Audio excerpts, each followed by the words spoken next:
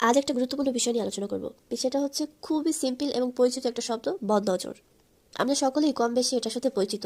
বদনজর বেশিরভাগ ক্ষেত্রে কাদের সাথে দেখা যায় এবং কেন হয়, বদনজর মানেই কি শুধু চেয়ে থাকা, এসব বিষয় সম্পর্কে একটু খোলাখুলিভাবে আজকে আলোচনা করি। কিভাবে আপনার প্রতি বা আপনার পরিবারের সদস্যদের প্রতি কিংবা আপনার সংসার জীবনে বদনজর পড়েছে কিভাবে বুঝবেন। যখন দেখবেন ঘরের কোনো জিনিসপত্র বারবার নষ্ট হচ্ছে, ঠিক করছেন আবার নষ্ট হচ্ছে, তখন বুঝে নেবেন কারো বদনজর লেগেছে। শিশুরা যখন অতিরিক্ত কান্না করে, যখন কোনো কিছু দিয়ে শান্ত করা যায় না, প্রায় অসুস্থ থাকে, এটা হলো অনেক সময় বদনজরের প্রভাবের ফলে এমনটা হয়। কেউ একজন ব্যবসা করছে, বারবার সেখানে লস খাচ্ছে, এত চেষ্টা করছে উপরে ওঠার বা এত চেষ্টা করছে কাজটাকে সঠিকভাবে ধরে রাখার, কিন্তু পারছে না।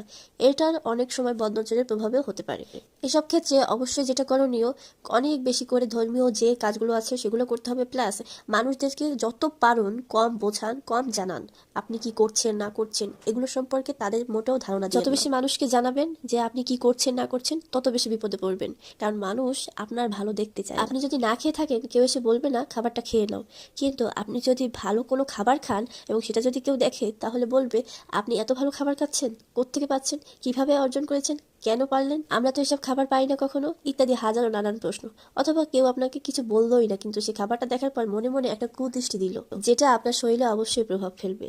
তাই বদনজর আছে, এটা সত্যি। বদনজরের আরেকটা লক্ষণ বলি, যখন দেখবেন কেউ আপনার অতিরিক্ত প্রশংসা করছে, কেউ আপনাকে একেবারে প্রশংসার সাগরে ভাসিয়ে দিচ্ছে, তাহলেই বুঝে নেবেন সে আপনাকে কুনজরে দেখছে। আপনি যদি ভালো কোনো কাজ করেন, সেক্ষেত্রে যদি কেউ এসে আপনার হিংসা করে বা বলে যে এই কাজটা করেছো, এই কাজটা এমন কি কাজ, ভালোই তো পেরেছো, কিভাবে করলি, ইত্যাদি আরও নানান ধরনের হিংসাত্মকমূলক কথা, তোমার কেন আছে, তুমি কেন এই সমস্ত করছো, তুমি এত কিভাবে পারো যেটা আমি পারি না, এসব কথা শুনলে বুঝে নেবেন অবশ্যই সে আপনাকে হিংসা করে এবং সেটা মন থেকেই করে।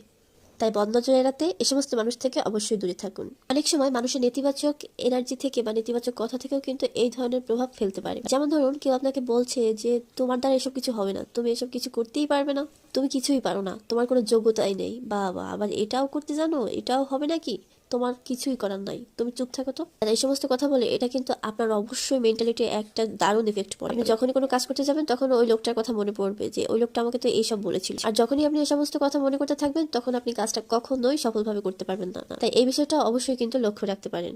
তাই নিজেকে সবসময় সেফ জোনে রাখুন। ভালো একটা কাজ করলেন, কিন্তু সেটা কখনো কাউকে দেখাবেন না। কখনোই নিজের কোনো ছোট ছোট অর্জন কাউকে দেখাতে যাবেন না, তাহলে কিন্তু অবশ্যই সেটা মানুষের নজরে পড়বে। আপনি যত বেশি নিজেকে গোপন রাখতে পারবেন, তত বেশি মানুষের নজরে এড়াতে পারবেন।